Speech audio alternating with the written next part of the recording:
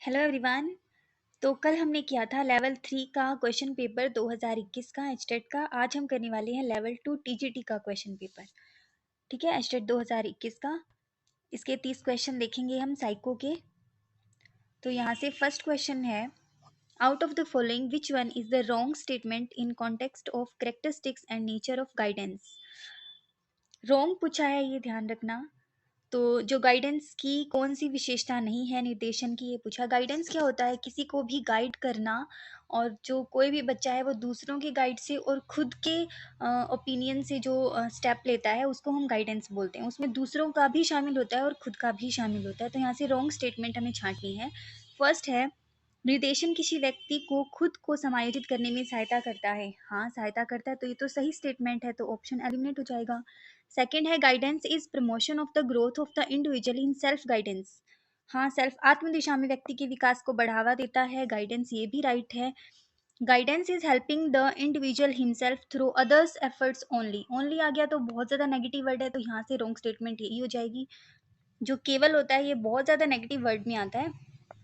Fourth option है, guidance is assisting an individual to find his place. ये भी सही है, तो यहाँ से थर्ड ऑप्शन राइट हो जाएगा। निर्देशन केवल अन्य के प्रयासों के माध्यम से व्यक्ति स्वयं की मदद करता है। नहीं, स्वयं की मदद वो दूसरों के प्रयास प्लस खुद के प्रयास से भी अपनी मदद करता है, ये गाइडेंस होती है। ठीक है।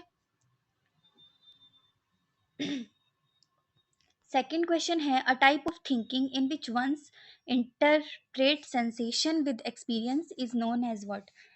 थिंकिंग होती है ये reflective thinking, perceptual thinking, creative thinking, critical thinking. देखो ऑप्शन एलिमिनेट करेंगे। क्रिटिकल थिंकिंग यहाँ से नहीं हो सकती, आलोचना की यहाँ कोई बात नहीं हो रही। क्रिएटिव थिंकिंग नहीं हो सकती, सृजनात्मकता की भी यहाँ कोई बात नहीं हो रही। जो क्रिएटिव थिंकिंग है वो काफ़ी ज़्यादा पॉजिटिव वर्ड है, ब्रेन स्टॉर्मिंग इसके साथ ऐड हो जाता है वर्ड। परसेप्चुअल थिंकिंग यहाँ से राइट आंसर है। अवधारणात्मक, इसी में क्या होता है, सेंसेशन और एक्सपीरियंस शामिल होता है। जैसे कि थिंग्स के बीच में रिलेशनशिप देखा जाता है ऐसी थिंकिंग में। जैसे कि अगर हम कोई मैप देखें तो मैप में अगर हम दो कंट्रीज़ का आपस में रिलेशन सोच रहे हैं ना, तो ये हम परसेप्चुअल थिंकिंग कर रहे हैं। जैसे अगर मैप देखते हैं और इंडिया और पाकिस्तान के बारे में सोचते हैं कि इनके कैसे रिलेशन है, तो वो हम परसेप्चुअल थिंकिंग कर रहे हैं। ठीक है। और रिफ्लेक्टिव थिंकिंग होता है, उसमें एक्सपीरियंस और लर्निंग शामिल होती है। जैसे कि जॉन डिवी ने दी थी ये रिफ्लेक्टिव थिंकिंग, परावर्तक चिंतन जॉन डीवी का है। इसमें थिंकिंग प्रोसेस होती है ये, जिसमें रिफ्लेक्शन होता है एक्सपीरियंस और लर्निंग का। सेंसेशन और एक्सपीरियंस वो परसेप्चुअल थिंकिंग में आता है, अवधारणात्मक चिंतन में। तो यहाँ से सेकंड ऑप्शन राइट हो जाएगा। थर्ड ऑप्शन है, out of the following which one of the statement is wrong बतानी है। अगेन, करेक्टरिस्टिक्स ऑफ सेंटिमेंट्स, भावनाओं के बारे में गलत बताना है।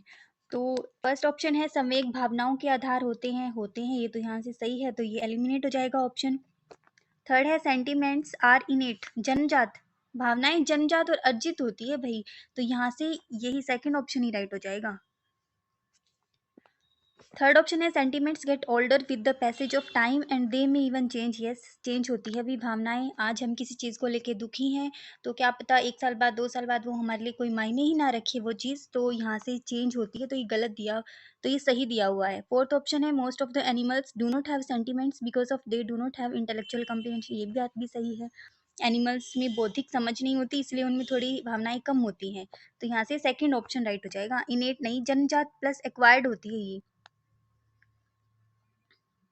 ठीक है, तो यहाँ से इनेट नहीं होती, ओनली एक्वायर्ड भी होती है, तो सेकंड ऑप्शन राइट हो जाएगा। फोर्थ क्वेश्चन है, which of the oldest method for the study of behaviour. Behaviour को मापने का, अध्ययन करने का पुरानी विधि सबसे कौन सी है। ठीक है, experimental method, clinical method, psychophysical method, introspection method. अब यहाँ से देखेंगे तो एक्सपेरिमेंटल मेथड नहीं है। एक्सपेरिमेंटल मेथड किसने दिया था, ये ध्यान रखना, ये विलियम वुंट ने दिया था, और उन्होंने अपनी प्रयोगशाला खोली थी 1879 में लिप्जिंग शहर में। याद रखना इंपॉर्टेंट पॉइंट है। तो यहाँ से एक्सपेरिमेंटल मेथड नहीं है, क्लिनिकल मेथड भी नहीं है। नैदानिक विधि, इसमें क्या होता है कि जो पेशेंट होते हैं या तो वो सिक होंगे या वेल होंगे, इन दोनों ही पेशेंट का निदान किया जाता है। कोई भी प्रॉब्लम का, टेक्नोलॉजी प्रॉब्लम हो सकती है, साइकोलॉजी प्रॉब्लम, कैसी भी प्रॉब्लम, ये क्लिनिकल मेथड में आता है। साइकोफिजिकल मेथड, मनोभौतिकी, ये भी नहीं है, ये बहुत पुराना नहीं है, ओल्डेस्ट मेथड नहीं है ये। ये दिया था फ्रेंचनर ने दिया था ये। और तो यहाँ से हो जाएगा इंट्रोस्पेक्शन मेथड, आत्मनिरीक्षण विधि सबसे पुरानी विधि है, इसके भी विलियम वुंट ने ही इस विधि को दिया था। ठीक है, तो यहाँ से सबसे ओल्डेस्ट कौन सी है? इंट्रोस्पेक्शन मेथड, आत्मा का निरीक्षण, खुद का निरीक्षण करना, ये सबसे पुरानी विधि होती है। फोर्थ ऑप्शन राइट हो जाएगा। फिफ्थ क्वेश्चन है, out of the following which one is wrong characteristic of delinquents. ठीक है, एक अपराधी बालक की विशेषता नहीं है बताना है, तो यानी हमें सही बच्चा ढूंढना है। विद्यालय संपत्ति को नष्ट करना, ये तो अपराधी बालक ही हैं, ऑप्शन एलिमिनेट। सेकंड है धमकी देना, ये भी अपराधी बालक करते हैं। सताना, किसी को टॉर्चर करना, ये भी अपराधी बालक करते हैं। शरीर रचना में स्थैनिक, ये नहीं होगा, क्योंकि शरीर रचना में स्थैनिक का मतलब क्या होता है कि अपने आप को ज़्यादा सुंदर मतलब समझना, ऐसा होता है शरीर रचना में। खुद को रियल मानना, तो ये कोई अपराध नहीं है खुद के बारे में सोचना, तो यहाँ से फोर्थ ऑप्शन राइट हो जाएगा, क्योंकि हमें रॉन्ग स्टेटमेंट ढूंढनी थी। ऊपर तीनों जो ऑप्शन है ये सारे अपराधी बालक के गुण हैं, फोर्थ है वो नहीं है। सिक्स्थ क्वेश्चन है, which one of the following is the correct logical order of observational learning process according learning theory of Bandura. Bandura ने सिंपल ऑब्जर्वेशन लर्निंग में अपनी कंसेप्ट बताए हैं, अटेंशन, रिटेंशन, प्रोडक्शन और मोटिवेशनल। ढूंढना है हमें। सबसे पहले अटेंशन आता है, तो अटेंशन इसमें भी है, इसमें भी है, इसमें नहीं है, इसको काट दो पहले। अटेंशन के बाद रिटेंशन आता है, इसको भी काटो, रिटेंशन। उसके बाद आता है प्रोडक्शन, इसको भी काटो। यहाँ से फोर्थ ऑप्शन राइट हो जाएगा, अटेंशन, रिटेंशन, प्रोडक्शन, मोटिवेशन। पहले किसी भी चीज़ पे अटेंशन देते हैं, फिर उसको रिटेंट करते हैं, धारण करते हैं, फिर उत्पादन करते हैं, प्रोडक्शन करते हैं, फिर हमें उससे अभी प्रेरणा मिलती है, तो यहाँ से फोर्थ ऑप्शन राइट हो जाएगा। बेंडूरा ने दिया है, ये सिंपल सा ध्यान रखना है आपको, क्रम वाइज ये चीज़ें ध्यान रखनी होती है। सेवंथ क्वेश्चन है, who stated that personality is the sum total of इनेट and acquired disposition. तो ये जो स्टेटमेंट थी किसकी है ये बताना है। ये वैलेंटाइन की स्टेटमेंट थी, सीधा सा आंसर है। व्यक्तित्व होता है वो जन्मजात और एक्वायर दोनों का योग होता है, तो ये वैलेंटाइन ने बताया था। 8 क्वेश्चन है, which one of the following is false statement. Again false बताना है डेवलपमेंट के कॉन्टेक्स्ट में। ठीक है, डेवलपमेंट इन्वॉल्व चेंजेस, यस ये तो सही है, चेंज होते हैं, हमने डेवलपमेंट में जैसे पढ़ा है। The development pattern is unpredictable, नहीं नहीं ये हमने पढ़ा था, अनप्रिडिक्टेबल नहीं, प्रिडिक्टेबल होता है, तो यहाँ से रॉन्ग स्टेटमेंट यही हो जाएगी, सेकंड ऑप्शन राइट हो जाएगा। देखो छोटा सा ही वर्ड लगा के पूरा चेंज कर दिया, और हम इसको ढूंढते रहते हैं अगर हमें अच्छे से नहीं पता है इसकी विशेषताएं। मैंने अपनी चैप्टर में सारे इंपॉर्टेंट पॉइंट वीडियो में बता रखे हैं कि कहाँ कहाँ से कौन कौन से क्वेश्चन बनते हैं, किन किन पॉइंट से, तो आप उनको याद कर सकते हैं। ऑप्शन और देख लेते हैं, early development is more critical, ये ऑप्शन ये भी मैंने बताया हुआ है कि जो अर्ली होता है वो ज़्यादा क्रिटिकल होता है। फोर्थ ऑप्शन है, development is the product of maturation and learning, yes maturation and learning की प्रोडक्ट है, ये भी हमने पढ़ा था, तो यहाँ से सेकंड ऑप्शन राइट हो जाएगा। जो डेवलपमेंट होता है वो उसको हम प्रिडिक्ट कर सकते हैं, हमें पता है कि अब इस एज में बच्चे के मिल्क के दांत टूटेंगे, उसके बाद वो क्रॉलिंग करना स्टार्ट करेगा, फिर वो चलना स्टार्ट करेगा, पहले उसके हाथ चलेंगे फिर उसकी उंगलियां चलेगी, तो प्रिडिक्टेबल होता है डेवलपमेंट। ठीक है, नाइन्थ क्वेश्चन है, girls surpass boys physically in. जो लड़कियां होती है शारीरिक रूप से लड़कों से श्रेष्ठ होती है किस अवस्था में होती है। देखो यहाँ से इन्फेंसी तो हो नहीं सकता, छोटी है ऐसी कोई बात नहीं हुई है।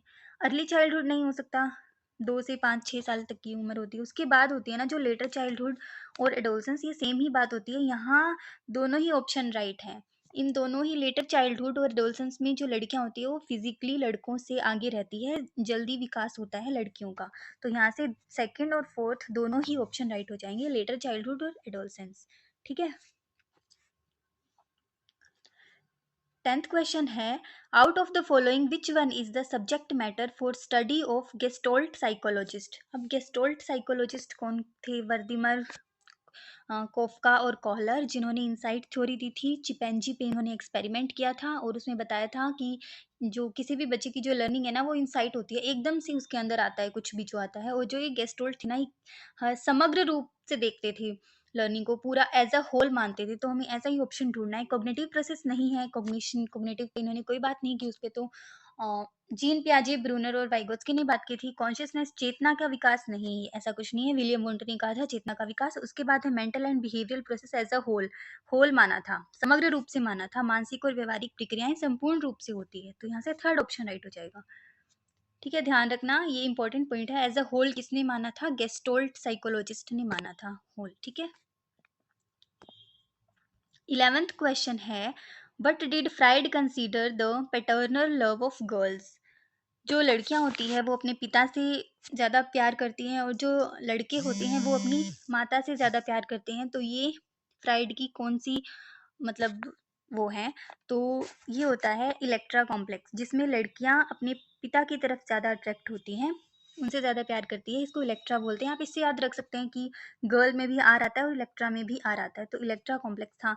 ऑडिपस कॉम्प्लेक्स होता है, जो लड़के होते हैं वो अपनी मम्मी की तरफ ज़्यादा अट्रैक्ट होते हैं, मम्मी से ज़्यादा प्यार करते हैं, तो ये ऑडिपस कॉम्प्लेक्स में आता है। ठीक है, ऑडिपस याद रख सकते हैं, एक वो कार्टून आता था ऑसवर्ल्ड नाम से, तो वो मेल था उसमें। तो याद रख सकते हैं कि जो मेल होते हैं वो अपनी मम्मा से होते हैं और जो गर्ल्स होती है वो अपने पापा से होती है। तो यहाँ से इलेक्ट्रा भावना ग्रंथि राइट हो जाएगा। फ्राइड ने अपनी साइकोसोशल थ्योरी में बताया है, सिगमंड फ्राइड ने। 12th क्वेश्चन है, sometimes the children of gifted parents, जो प्रतिभाशाली माता पिता होते हैं उनके बच्चे माता पिता की तुलना में कम बुद्धि के साथ जन्म लेते हैं अथवा इसका ठीक उल्टा होता है। यह वंशानुक्रम का कौन सा नियम कहलाता है? जो प्रतिभाशाली बच्चे जो पेरेंट्स होते हैं ना, तो कई बार उनके बच्चे क्या होते हैं कि या तो उनसे ज़्यादा प्रतिभाशाली पैदा होंगे या कई बारी कम प्रतिभाशाली भी हो सकते हैं। तो ये कौन सा लॉ है, ये पूछा है। ये लॉ होता है लॉ ऑफ रिग्रेशन। इसी में आता है कि जो बच्चे होते हैं वो पेरेंट्स से थोड़ा अलग रहते हैं। ये लॉ ऑफ रिग्रेशन में आता है। ठीक है, यहाँ से ध्यान रखना। 13 क्वेश्चन है, which of the following is the characteristic of introverted thinking type personality? Introverted जो अंतर्मुखी सोच का जो व्यक्तित्व होता है वो कौन सा होता है, ये पूछा है। इंट्रोवर्ट कौन से होते हैं? जो मतलब अपने अंदर ही रहते हैं, अपनी ही मतलब बुद्धि में लीन रहते हैं, अपनी ही अपना ही बुद्धि की खोज करते रहते हैं कुछ ना कुछ। तो यहाँ से ऑप्शन देख लेते हैं। यथार्थवादी एंड व्यवहारिक ऐसा कुछ नहीं होता। Absorbed in his own intellectual, yes, on intellectual आ गया तो यहाँ से आ जाएगा। इसको बोलते हैं इंट्रापर्सनल इंट्रोवर्टेड थिंकिंग। तो यहाँ से सेकंड ऑप्शन राइट हो जाएगा। ठीक है, 14th क्वेश्चन है, out of the following which is correct sequence given by James Lange's theory of emotion? Theory of emotion दी थी जेम्स लैंग ने, ये ध्यान रखना। तो यहाँ से हमें बताना है कि सही श्रृंखला बतानी है, सही बताना है। तो यहाँ से सबसे पहले आती है सिचुएशन किसी भी, फिर आता है बॉडी डिस्टर्बेंस, फिर आता है मेंटल स्टेट। तो हमें ऐसा ही ऑप्शन ढूंढना है, सिचुएशन बॉडी, फर्स्ट ही ऑप्शन है यहाँ से, सिचुएशन बॉडी डिस्टर्बेंस और मेंटल स्टेट। ठीक है, जेम्स लैंग ने दी थी थ्योरी ऑफ इमोशन। तो यहाँ से फर्स्ट ऑप्शन राइट हो जाएगा। 15th क्वेश्चन है, out of the following which one is not the characteristic of insight? अभी तो बताया था इनसाइट अंतर्दृष्टि का जो सिद्धांत था वो किसने दिया था, गेस्टोल्ट वर्दियो ने दिया था। और ये कौन सा नहीं है, इंसिडेंटल आकस्मिकता ही होती है इनसाइट होगी। तो यहाँ से ऑप्शन एलिमिनेट हो जाएगा क्योंकि हमें बताना है not response in novel situation. हाँ, नवीन परिस्थिति कोई पैदा होती है और उसमें हम एकदम से कोई ना कोई रिएक्ट कर देते हैं, इसी को तो इनसाइट बोलते हैं। तो यहाँ से ये ऑप्शन भी एलिमिनेट। हैबिट स्ट्रेंथ, ये गलत है यार, हैबिट स्ट्रेंथ नहीं होता। अगर हैबिट है किसी चीज़ की तो वो आकस्मिक नहीं हो सकती, वो इंसाइट नहीं हो सकती। तो यहाँ से थर्ड ऑप्शन ही राइट हो जाएगा, आदत बल। फोर्थ है रिस्पॉन्स, नहीं ऐसा कुछ नहीं है, थर्ड ऑप्शन यहाँ से राइट हो जाएगा। 16th क्वेश्चन है, out of the following which one is not the stage of creativity prescribed by Gordon in his synectics technique? कौन सी नहीं दी है, यहाँ से भी नहीं ध्यान रखना। तो यहाँ से ऑप्शन हो जाएगा डिटैचमेंट इन्वॉल्वमेंट, ऐसी तो दी है। यहाँ से ऑप्शन समान वस्तु की खोज है, ये सेकंड ऑप्शन इसका राइट है। फाइंडिंग समथिंग सिमिलर, ऐसा कुछ नहीं दिया है, सेकंड ऑप्शन यहाँ से राइट है। 17th क्वेश्चन है, out of the following which one characteristic not suits to gifted children? प्रतिभाशाली को क्या सूट नहीं करता? तेजी और आसानी से सीखते हैं, सही है, ऑप्शन एलिमिनेट, नहीं पूछा है ना हमसे। कठिन मानसिक कार्यों को प्रदर्शित करते हैं भाई। अगर प्रतिभाशाली है तो डिफिकल्ट मेंटल टास्क करेंगे। बहुत प्रकार की जानकारियां रखते हैं जिनके बारे में ज़्यादातर बच्चे जागरूक नहीं होते, इसीलिए तो उनको प्रतिभाशाली कहते हैं। तो फोर्थ ऑप्शन है, जो कुछ उन्होंने सुना या पढ़ा है उसे बरकरार रखने के लिए बहुत अभ्यास, नहीं। तो यहाँ से फोर्थ ऑप्शन राइट हो जाएगा, उन्हें बहुत अभ्यास की ज़रूरत नहीं पड़ती है, इसीलिए तो वो प्रतिभाशाली है। एवरेज बच्चों को बहुत ज़्यादा अभ्यास की ज़रूरत होती है, या जो मेंटली रिटार्टेड होते हैं उनको होती है, प्रतिभाशालियों को नहीं होती। 18th क्वेश्चन है, what is the age range of puberty stage? Puberty stage कौन सी होती है, बताया हुआ है मैंने, किशोरावस्था में आती है प्यूबर्टी स्टेज, किशोरावस्था को बोलते हैं। तो यहाँ से 10 से 12 नहीं है, 11 से 16 हो जाएगी किशोरावस्था की एज। थर्ड ऑप्शन राइट हो जाएगा। 19th क्वेश्चन है, out of the following which one is not the type of performance test of intelligence. Performance test कौन सा नहीं है ये बताना है, ठीक है। Army Alpha test, Kohs block design test, the cube construction test, the pass along test. तो यहाँ से आर्मी अल्फा टेस्ट ही रेड हो जाएगा, ये परफॉर्मेंस टेस्ट नहीं है, ये वर्बल टेस्ट है। ये वर्बल टेस्ट है जिसका प्रथम विश्व युद्ध के दौरान यूज किया गया था, जो फर्स्ट वर्ल्ड वॉर हुआ था। तो आर्मी अल्फा टेस्ट यहाँ से फर्स्ट ऑप्शन ही राइट हो जाएगा, बाकी सारे परफॉर्मेंस टेस्ट है यहाँ से। 20th क्वेश्चन है, अकॉर्डिंग टू जीन पियाजे between which age the child develops abstract reasoning. अच्छे से हमने पढ़ा हुआ है कि कौन सी एब्स्ट्रैक्ट रीजनिंग आती है किशोरावस्था में। जो लास्ट उन्होंने स्टेज बताई थी फॉर्मल ऑपरेशनल स्टेज, उसमें आता है ये कंसेप्ट 11 से 14 साल। फॉर्मल ऑपरेशन थी ना जो, उसमें एब्स्ट्रैक्ट रीजनिंग का मतलब क्या होता है कि बच्चे ने जो देखा नहीं है, जो सुना नहीं है, उसके बारे में भी वो तर्क वितर्क कर सकते हैं, ये एब्स्ट्रैक्ट रीजनिंग, ठीक है। फोर्थ ऑप्शन राइट हो जाएगा। 21st, who stated that an individual is intelligent in proportion as he is able to carry an abstract thinking। एक व्यक्ति उसी अनुपात में बुद्धिमान होता है जितना वह अमूर्त रूप से चिंतन कर सकता है। ये किसने कहा था? ये कहा था टर्मन ने अपनी इंटेलिजेंस थ्योरी में। टर्मन ने ये स्टेटमेंट दी थी। फर्स्ट ऑप्शन राइट है। 22nd, what is the process of releasing the hidden emotional suffocation and powers inside the children called। ठीक है, किसी भी बच्चे के भीतर जो छुपी हुई सामयिक घुटन होती है, उनको बाहर निकलने की प्रक्रिया को क्या कहते हैं ये बताना है। तो यहाँ से ऑप्शन इमोशनल स्टेबिलिटी नहीं है, कोई स्टेबल नहीं करें इमोशन को, सेंसिटिविटी भी नहीं है, इमोशनल कॉम्पिटेंसी भी नहीं हो रही। थर्ड ऑप्शन राइट है, कैथरीज विरेचन करें हैं, विस्थापन करें हैं हम उनको निकालने के लिए। तो यहाँ से थर्ड ऑप्शन राइट हो जाएगा। 23rd है, out of the following which one activity is not suitable for satisfying the instincts curiosity. अंदर की जिज्ञासा जो होती है मूल प्रवृत्ति को संतुष्ट करने के लिए उपयुक्त नहीं है, बताना है, ध्यान रखना है, जिज्ञासा को संतुष्ट करने के लिए नहीं है। फर्स्ट ऑप्शन है, कक्षा अथवा विद्यालय में गौर पूर्ण स्थिति प्रदान करना, विद्यार्थियों के प्रश्नों का उत्तर देना। ये साफ दिख रहा है कि ये तो सही है, जिज्ञासा शांत होगी इससे। समस्या समाधान से भी जिज्ञासा शांत होगी। कक्षा में विचार विमर्श, ये भी पॉजिटिव पॉइंट है, तो यहाँ से फर्स्ट ऑप्शन ही राइट हो जाएगा। कक्षा अथवा विद्यालय में गौरवपूर्ण स्थिति प्रदान करना, किसी awarding position in the class और स्कूल, ऐसा हमें नहीं करना चाहिए, किसी को भी अवॉर्डिंग पोजीशन नहीं देनी चाहिए, सब बच्चे इक्वल होते हैं, तो ये नहीं आएगा, ठीक है। ये इसका कोई रिलेशन भी नहीं है जिज्ञासा से कि awarding position in the class, जिज्ञासा सेटिस्फाई नहीं होगी, तो यहाँ से फर्स्ट ऑप्शन राइट हो जाएगा, नहीं पूछा था। 24th, how many cards prescribed in Rorschach ink blot test. ठीक है, रोशा शाही धब्बा परीक्षण में कितने कार्ड होते हैं? तो 10 कार्ड होते हैं इसमें रोशा धब्बा परीक्षण में। ये क्या होता है कि इसमें कुछ शाही पे किसी भी व्यक्ति को ना कार्ड दे दी जाते हैं शाही भरे, और उसे पहचानना होता है, कुछ वस्तुओं की पहचान करनी होती है, ऐसा कुछ होता है, ठीक है, पर्सनैलिटी टेस्ट करने के लिए। तो 10 कार्ड होते हैं रोशा शाही धब्बा परीक्षण में। 25th, who is known as father of education psychology. अच्छे से पढ़ा है, थॉर्नडाइक की थ्योरी जब हमने पढ़ी थी, एजुकेशन साइकोलॉजी के जनक माने जाते हैं E.L. थॉर्नडाइक, ठीक है। 26th, who invented sociometric technique. समाजमिति विधि किसने बनाई थी? तो J.L. मोरेनो ने बनाई थी। पर्सनैलिटी की ही है ये भी। सोशियोमेट्रिक टेक्निक अप्रक्षेपी विधि, ये मोरेनो, J.L. मोरेनो द्वारा बनाई गई है, अप्रक्षेपी विधियों में ये आती है, ठीक है। 27th question, which of the fourth stage of psychosocial development of an individual according to Rickson। कोई भूल ही नहीं सकता जिसने मेरी ये वीडियो देखी है, तो कौन सी स्टेज कब आती है कोई भूल नहीं सकता। तो इंडस्ट्री वर्सेस इंफीरियरिटी यही आती है, फोर्थ स्टेज होती है ये, ठीक है। इंटीमेसी वर्सेस आइसोलेशन ये 6th स्टेज है। आइडेंटिटी वर्सेस रोल कन्फ्यूजन ये 5th स्टेज है। तो हमसे फोर्थ पूछी है, तो industry versus infinity, generative versus stagnation ये 7th स्टेज है, ठीक है, ध्यान रखना। ये इससे क्वेश्चन आता ही आते ही रिक्सन से। नेक्स्ट है 28th, according to Ross which state of development is known as pseudo maturity. जिसमें मिथ्या परिपक्वता की एज कौन सी होती है? देखो, इन्फेंसी तो वैसे भी नहीं है, ऑप्शन देख लो। एडल्टहुड में तो मेच्योर हो ही जाता है, तो यहाँ से ये ऑप्शन भी कट। एडोलसेंस भी हो जाता है, चाइल्डहुड होती है ये मिथ्या परिपक्वता की एज, क्योंकि एडोलसेंस और एडल्टहुड में तो परिपक्व हो जाते हैं बच्चे, इसमें मिथ्या परिपक्वता होती है। ऐसा लगता है कि बच्चे बड़े हो गए हैं, मेच्योर हो गए हैं, बट ऐसा होता नहीं है, ठीक है। सूडो मैच्योरिटी स्टेज इसको बोला जाता है, चाइल्डहुड को, ध्यान रखना। सेकंड ऑप्शन राइट है, बाल्यावस्था। 29th, when a person tried to make his her thoughts and action according to other, ठीक है, किसी और को मतलब दूसरे व्यक्ति के अनुरूप बनाना शुरू कर देता है अपने आप को, तो इसको क्या कहते हैं? Then this kind of activity called which type of defence mechanism. यहाँ से साफ पता चल रहा है, आप बता सकते हो।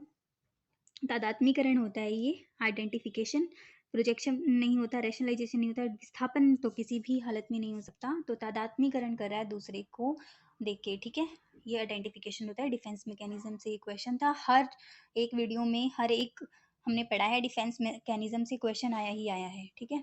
30 क्वेश्चन है, last question. Which one of the following is not the common speech disorder of childhood? Speech disorder कौन सा नहीं है? ऊर्जा की कमी, तुतलाना, अस्पष्ट उच्चारण, हकलाना। हकलाना होता है, अस्पष्ट उच्चारण भी होता है, तुतलाना भी होता है। ऊर्जा की कमी नहीं है भाई, ऊर्जा की कमी नहीं होती बच्चों में, कितना ही बुलवा लो, कितना ही बोलते रहेंगे, बोलने के लिए उनको ऊर्जा की कमी की कोई भी नहीं होती। स्पीच डिसऑर्डर नहीं बोल सकते ऊर्जा की कमी को, ठीक है। तो यहाँ से फर्स्ट ऑप्शन राइट हो जाएगा। तो ये थे CDP के 30 क्वेश्चन एचटेट टीजीटी एग्जाम में जो आए हैं। आपने देखा होगा एग्जाम पेपर थोड़ा पीजीटी लेवल का बनाया हुआ है 2021 में, लेकिन अगर अच्छे से तैयारी करी है, अच्छे से हमने डीप पढ़ा है, तो कोई प्रॉब्लम नहीं होनी चाहिए, ठीक है।